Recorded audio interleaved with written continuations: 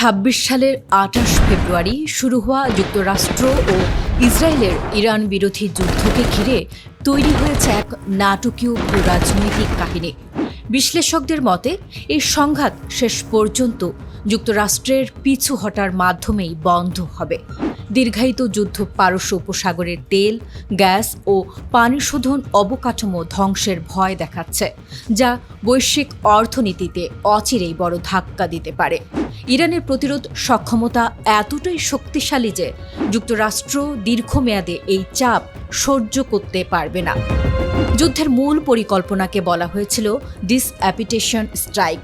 লক্ষ্য ছিল ইরানের সামরিক নেতৃত্ব ও আইআরজিসি শীর্ষ কর্মকর্তাদের দুর্বল করে দেশটির শাসন ব্যবস্থা ভেঙে ফেলা। পরিকল্পনাটি তৈরি করেছিলেন ইসরায়েলের প্রধানমন্ত্রী বেনিয়ামিন নেতানিয়াহু ও মোসাদের পরিচালক ডেভিড বার্নিয়া, যা মার্কিন প্রেসিডেন্ট ডোনাল্ড ট্রাম্পকে উপস্থাপন করা হয়েছিল। ধারণা করা হয়েছিল ভেনেজুয়েলার মতো দ্রুত ইরানে একটি নিয়ন্ত্রিত সরকার প্রতিষ্ঠা সম্ভব হবে, কিন্তু বাস্তবতা ভিন্ন। ইরান তার প্রাচীন সভ্যতা, শক্তিশালী রাষ্ট্র কাঠামো এবং প্রযুক্তিগত ও সামরিক সক্ষমতা দিয়ে দ্রুত প্রতিরোধ তৈরি করে। আইআরজিসি আরও সুসংগঠিত হয়, সর্বোচ্চ নেতা ও ধর্মীয় প্রতিষ্ঠান শাসনের পক্ষে ঐক্যবদ্ধ হয়। 2 মাস পরও যুক্তরাষ্ট্র ও ইসরায়েল কোনো অনুগত সরকার গড়তে পারেনি। যুদ্ধ এখন অনিশ্চয়তায়।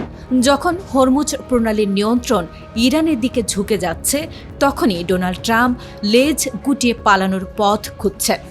সবশেষে ধারণা করা হচ্ছে এই যুদ্ধ যুক্তরাষ্ট্রের কৌশলগত বিজয় নয়, বরং একটি ব্যর্থ নীতির প্রতিফলন হয়ে ইতিহাসে জায়গা করে নিতে পারে। ফলে বিশ্ব এখন এক নতুন শক্তির ভারসাম্যের দিকে এগোচ্ছে, যেখানে কূটনীতি ও বাস্তবতার চাপ আরও গুরুত্বপূর্ণ হয়ে উঠছে।